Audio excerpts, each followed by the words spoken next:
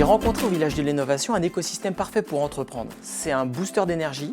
C'est une fourmilière, c'est en permanence, en effervescence. On est toujours en train de rencontrer des nouveaux interlocuteurs. On apprend beaucoup aussi parce qu'il y a beaucoup d'interventions de gens qui viennent nous expliquer des nouvelles technologies. Et tous les jours, on est obligé de se remettre en cause. C'est un terreau d'innovation puisqu'en fait, on est entre différentes startups qui cherchent à développer des solutions pour le futur, des solutions pour les nouveaux business.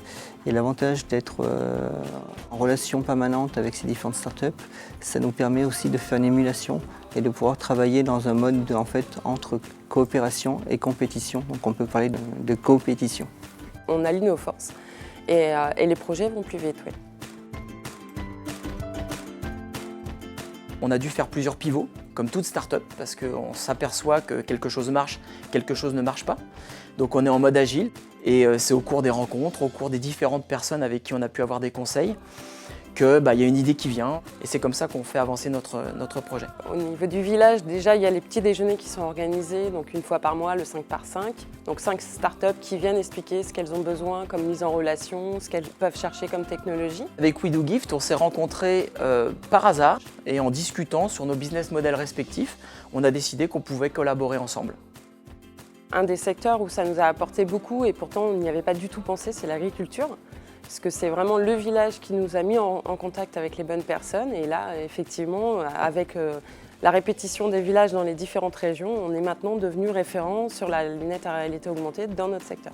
On a pu signer notamment des contrats soit de prestations, soit aussi des contrats, donc des accords de secret pour développer des projets en collaboration avec des grands comptes. Donc par le village, on a été sollicité par des filières du groupe du Crédit Agricole, comme par exemple CTCAM ou Pacifica, où là on est en train de répondre à des cahiers des charges très précis, on est en train de faire des offres tarifaires. Donc un matin, en venant m'installer dans l'open space, je me suis installé en face d'une personne qui s'est révélée être une personne de chez Engie, où on a pu ensuite commencer à discuter, présenter la société. Et au jour d'aujourd'hui, on est en cours de discussion, notamment avec Engie, pour pouvoir peut-être travailler ensemble et développer des collaborations. J'ai eu l'occasion de pitcher devant le Crédit Agricole Val-de-France, qui m'a tout de suite soutenue, qui m'a proposé un rendez-vous, qui a écouté mon projet, qui m'a accompagnée vis-à-vis de la BPI pour obtenir mon prêt à l'innovation.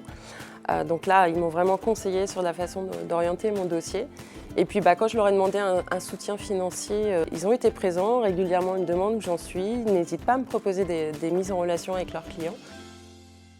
Si quelqu'un me disait le village ça ne fonctionne pas ou c'est qu'une pépinière parmi tant d'autres, je dirais regardez à quelle vitesse on a accéléré et on a quand même plusieurs startups du village qui font partie du top 100 des startups en France. Et c'est vraiment une association de compétences qui ont fait que ça a été beaucoup plus vite.